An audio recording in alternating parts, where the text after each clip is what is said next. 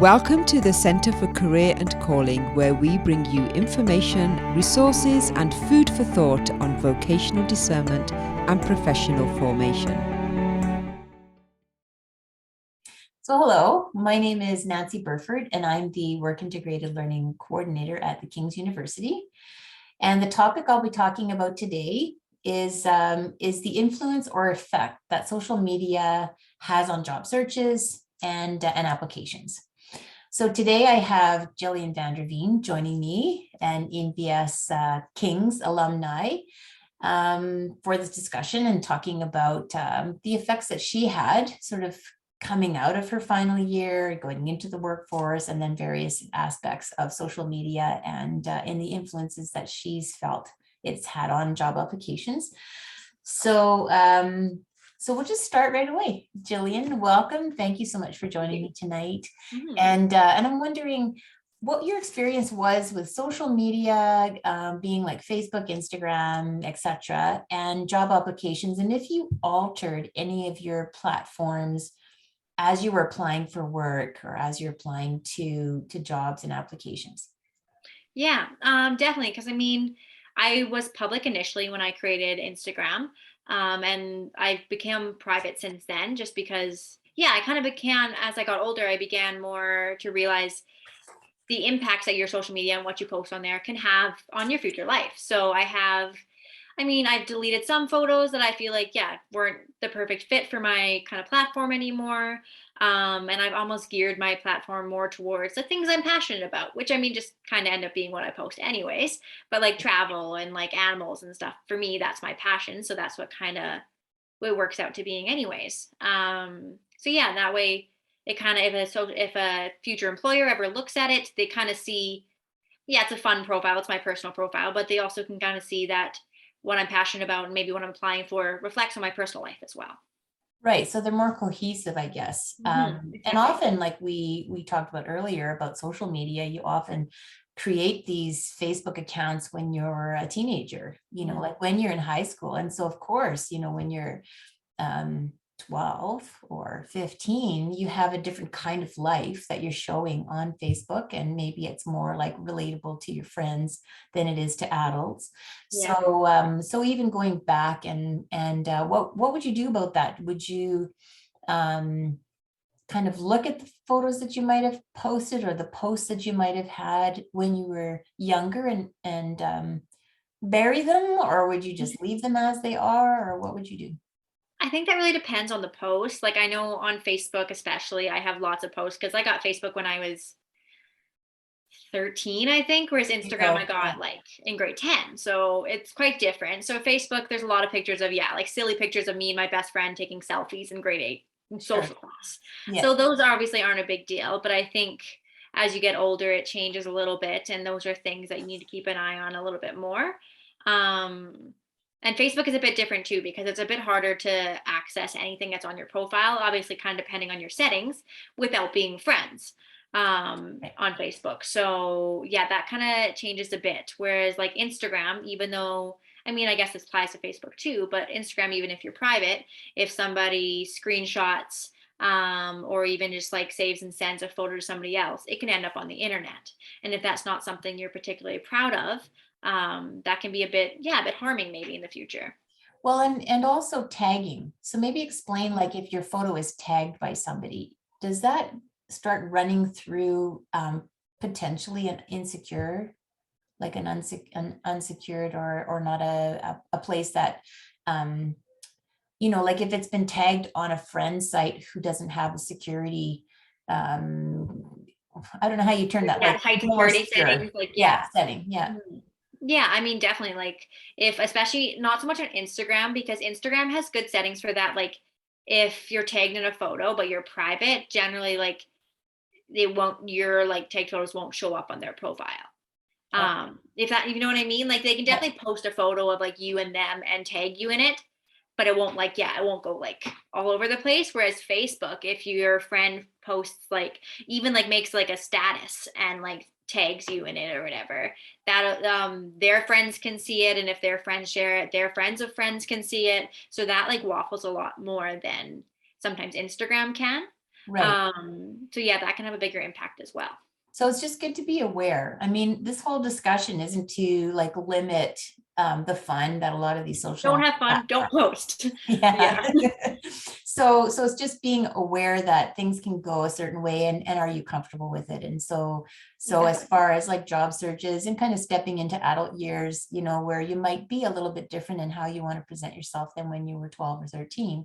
So just Exactly. to realize if they are old accounts, to just take a look at them and see if there's any changes that you'd want to make, or if you want to kind of alter some of your past or your history, or I'm not sure exactly how you do that, like bury it or You can delete just it. delete the post even. Yeah, like they might still exist on the internet because the internet just kind of has Last everything. forever. But Yeah. yeah, exactly. But if you delete it from your page, like it's not like they can look at your archived photos and see them. Like what's gone is gone at that point.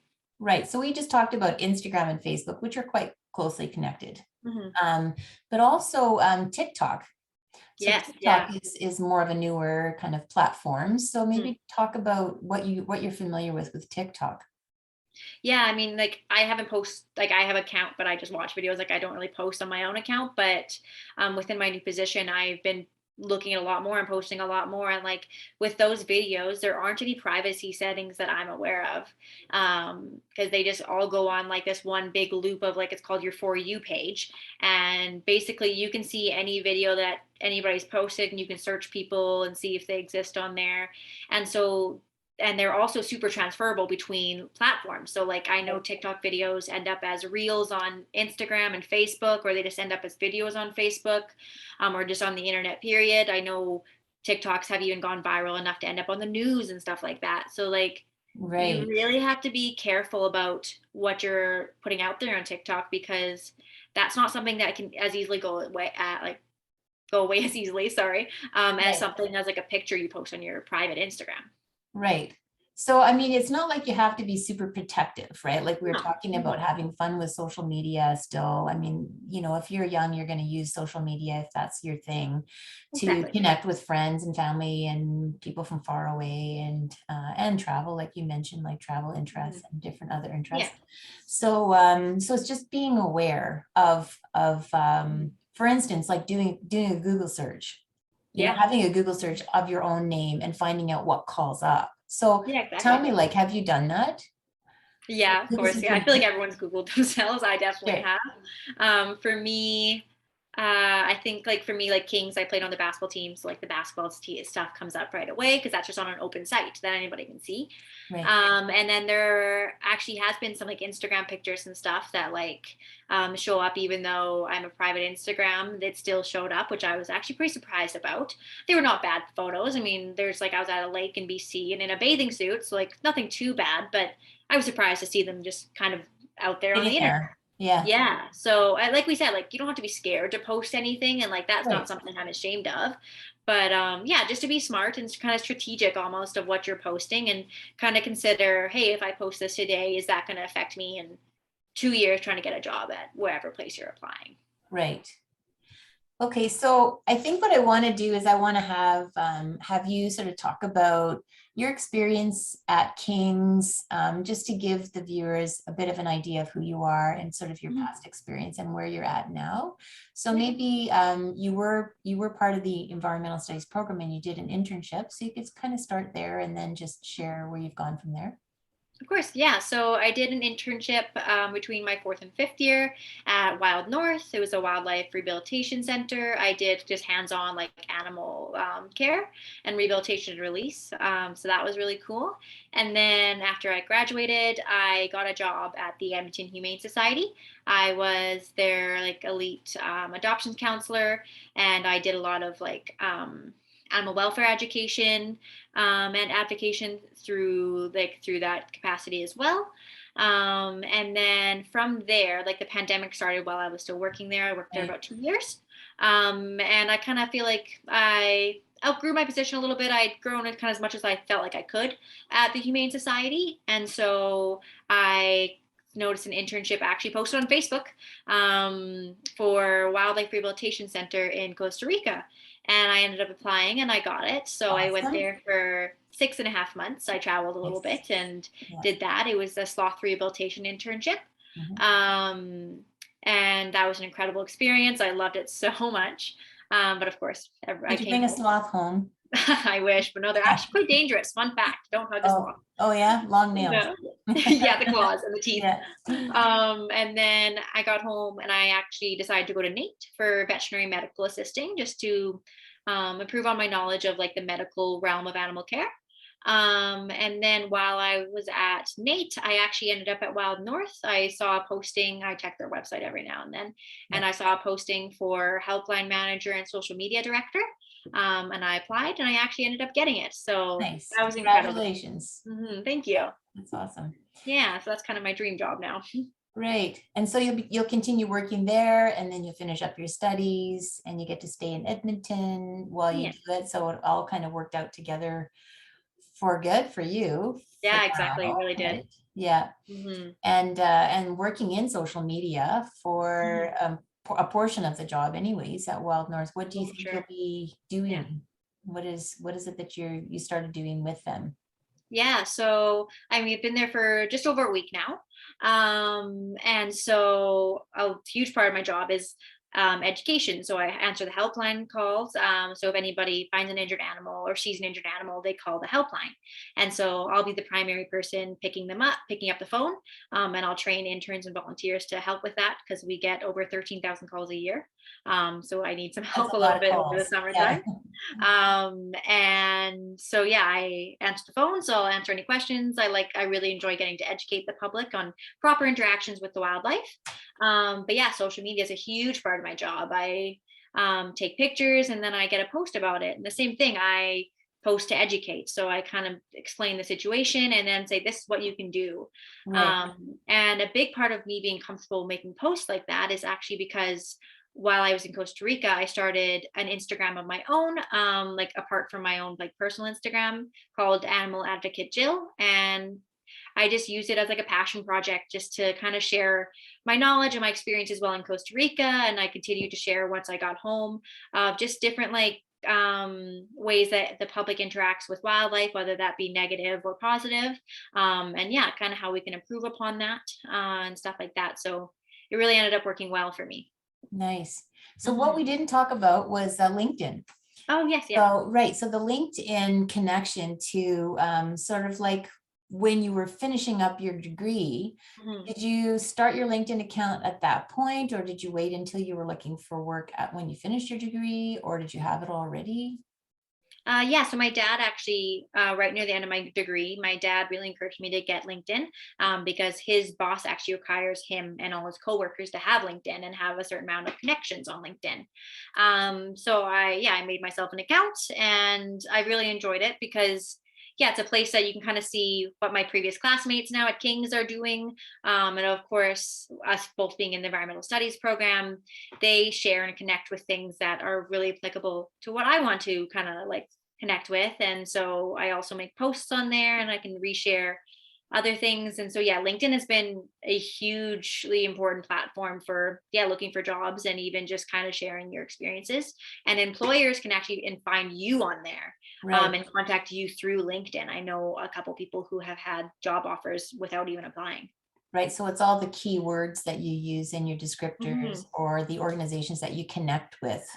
Exactly. They all interconnect to one another, right? So Mhm. like when they're looking for employees for a specific area, your name might call up Exactly. Yeah. based on your title and such. And your previous places you worked kind of stay on there as well. Right. Yeah. So yeah, it's really interesting app. I really appreciate that exists, I guess. So how often do you update it? Like what's sort of the practice? Do you update it after every job, or do you go in every couple months and just make sure that everything looks right, or adding skill sets or Yeah, I definitely update it whenever I get a new position, or I put my schooling in there as well. So when I started at NAIT and didn't have a job yet after Costa Rica, I just put in that I was at NAIT taking veterinary medical assisting. And then when I got a new job, I added that as well. And then, yeah, I mean, other than that, I kind of just go on occasionally and just kind of check what other people are posting, see what other people are doing. It also kind of sometimes send you emails being like, so and so has been at their job for 2 years. Congratulate them. So even kind of little things like that are kind of right. cool. Yeah. But yeah, I just kind of periodically check. I'd say maybe once a month, kind of depends on the month. But yeah. Right. I think it depends maybe if you're looking for work or if you have Right. motivation to be on the site. And maybe, with your current job, maybe that will sort of bring you onto different platforms because Mhm. you might want to post or you might want to, you can do like like a social media post on LinkedIn, right? Like you said, Mhm. when you're advocating for something or you see an event that you want to promote or something, you can use LinkedIn as well. So Exactly. yeah. Yeah. So You can even maybe do fundraising. maybe part of it is knowing what the platform is and the usefulness of it, Exactly. right? Like Yeah. not just LinkedIn, but social media, Facebook, Instagram, like keeping sort of an awareness of how public it is, but how useful it is to you on a personal level, Mhm. business level. Mm. So, And that's and then important. Sorry. you go ahead. That's important to understand in a marketing sense too, because even like my training as I started at Wild North, the previous social media director has been kind of walking me through. And even she said, she's like, Facebook we use as more like longer captions, educational. TikTok's just kind of fun, eye-catching videos, sometimes like a day in the life videos. Right. Or a And release of a bird or a release of a exactly. wild critter. Something that's more like, yeah, palpable because you can do more videos. Right. And Instagram's kind of like semi-educational, semi-fun. So it's interesting how they utilize them for different aspects of like their organization as well. So yeah, you can do the same thing with your own social media. It doesn't have to be that particular. And I Right. know I cross share. So like if I post something on Instagram, it also goes to Facebook because my mom That's appreciates that and like right. little things like that. Yeah. Well, this is really educational. Thank you so much for sharing. And also that you're an active social media person. So you have like on your own personal accounts, but also now like with an organization. So you're going to actually practice and probably become even more educated about the usefulness of different platforms and the sort of the safeguards of each platform as well. So thank you Exactly. very much. Thank you very much for taking the time out of your busy schedule, as I know you're a very busy young lady with your job and schooling. So thank you very much, and really great to visit with you again Yeah. and catch up. So Yeah. Thank thank you you so very much, much. Nikki. It's great. Okay, we'll see you then. Bye Yeah. bye. Bye. You have been tuning in to an offering from the Centre for Career and Calling here at the King's University in Edmonton, Alberta. Till next time.